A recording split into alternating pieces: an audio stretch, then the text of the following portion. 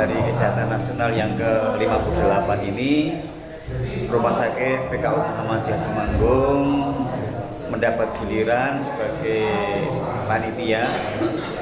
Oleh karena itu, kami menyelenggarakan berbagai kegiatan, antara lain penyuluhan kesehatan kepada masyarakat dan mengadakan pemeriksaan kesehatan atau pengobatan gratis kepada masyarakat.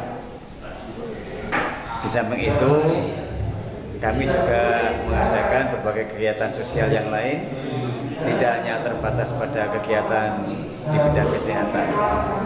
Ya, pesertanya Pak, siapa? Pesertanya di samping warga persyarikatan Muhammadiyah, juga masyarakat umum. Lebih-lebih pada saat besok kita mengadakan jalan sehat, itu diikuti oleh seluruh lapisan masyarakat dan akan kita berikan door prize supaya menjadi lebih semarak kegiatan tersebut. Pengajian di minggu atau Ahad pagi ini dokter spesialis penyakit dalam, yaitu Dr. Fatnan, memberikan penyuluhan kepada masyarakat, utamanya warga persyarikatan Muhammadiyah Kecamatan Ngantirjo, tentang bagaimana memelihara kesehatan bagi jamaah itu sendiri. Diharapkan nanti setelah mendapatkan penjelasan sekitar ginjal ini, sekitar ginjal utamanya, nanti warga persyarikatan bisa lebih sehat lagi dan lebih terarah di dalam memelihara kesehatannya.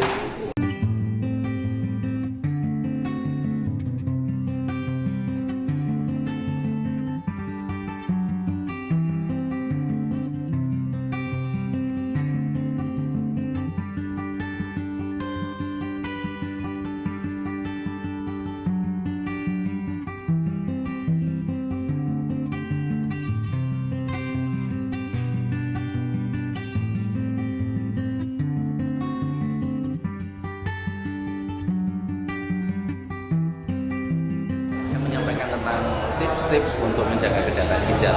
Yang pertama jelas, minum air putih yang cukup, kurang lebih 1,5 sampai 2 liter per hari. Dok, bagaimana saya ngitungnya? Kok susah? Intinya kalau panjenengan lihat kencingnya jernih sedikit kuningan itu sudah cukup. Ya. Kemudian yang kedua, jangan lupa olahraga. Olahraganya yang apa, Dok? Olahraga yang teratur, misalnya jalan cepat, ya 20 sampai 30 menit setiap hari. Memakai alas kaki jangan lupa. Dan aktivitas fisik misalnya apa? Panjenengan macul, panjenengan isa-isa, umbah-umbah ataupun ngepel, itu akan bagus sekali.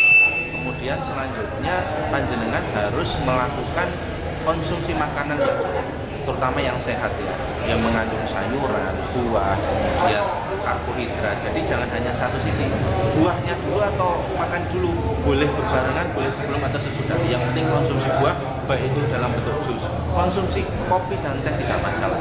Kemudian yang selanjutnya, apabila mengalami darah tinggi ataupun diabetes, jangan lupa untuk minum obat secara rutin, karena itu akan penting untuk menjaga kesehatan ginjal.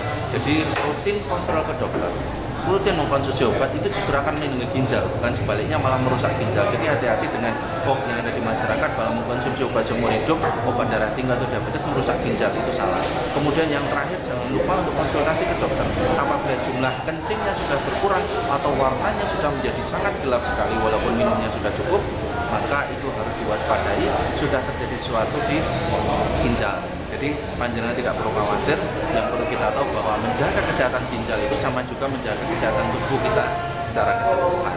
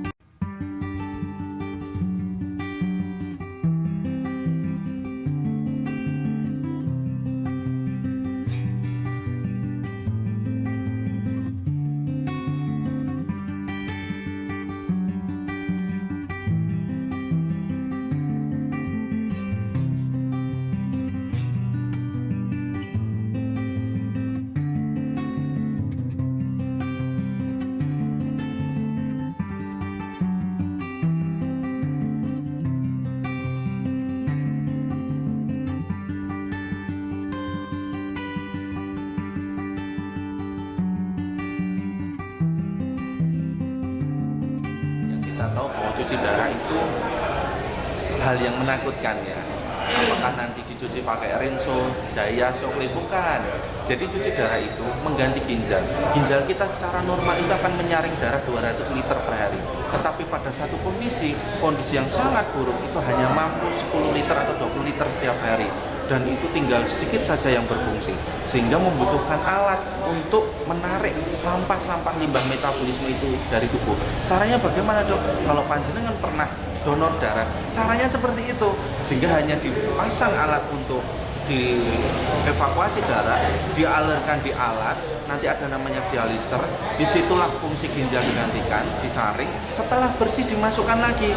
Jadi hanya seperti itu, tidak kompleks yang kita bayangkan. Jadi kondisi seperti itu dibutuhkan untuk menyaring limbah-limbah, mengeluarkan yang tidak dibutuhkan oleh tubuh. Dan kita tahu bahwa tubuh kita mengkonsumsi makanan setiap hari, jadi pasti ada sampah. Nah, alat hemodialisis atau alat cuci darah itu mengeluarkan sampah itu. Jadi secara simpel bisa dilihat di YouTube atau yang lain, ternyata oh cuma seperti itu ya. Kemudian yang selanjutnya tentang bagaimanakah kita menjaga apakah perlu cuci darah rutin atau enggak? Ya, karena kita mengkonsumsi makanan otomatis mengeluarkan sampah. Bagi orang yang tidak bisa mengeluarkan limbah-limbah itu dengan baik, membutuhkan alatnya. Mungkin seperti itu. Berkaitan dengan image ya, bahwa oh cuci darah itu hanya untuk menyambung nyawa atau memperpanjang hidup. Cuci darah itu hanya menggantikan saja fungsi ginjal yang sudah turun drastis. Jadi ginjal tinggal 10%, ya sudah, kita butuh alat untuk mengeluarkan sampah-sampah metabolisme. Jadi apakah itu akan memperpanjang usia? Secara umum, apabila kita jawab hanya ada ya dan tidak, ya. Kenapa? Karena sampahnya bisa dikeluarkan, sehingga tubuh kita seperti orang normal, sudah tidak menimbun sampah. Dan apakah dibutuhkan seumur hidup? Ya, karena kita kan mengeluarkan sampah terus rutin. Cuci darah untuk mengeluarkan sampah. Jangan sampai sampah itu mengendap di tubuh. Jadi apabila memang membutuhkan cuci darah, yaitu untuk mengeluarkan sampah itu. Jadi nggak usah khawatir. Apakah memperpanjang hidup? Jangankan mati dan tidaknya itu karena Allah ya, karena Tuhan ya. Sehingga orang yang cuci darah itu yang mati juga banyak.